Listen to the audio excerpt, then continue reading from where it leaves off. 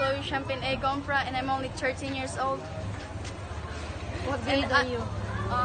I'm in 9th grade, and I just want to thank the Hope House for helping me a lot. Like, they give us foods and monies, and also help us in our schools. So I hope What did you learn about Bible? what I learned about Bible is like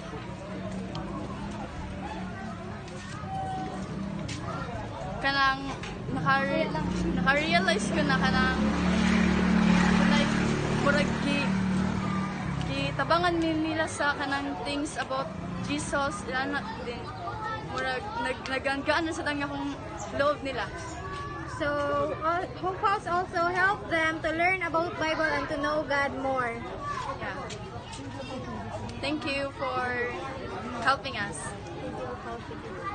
Thank you so much. I love you. Bye-bye.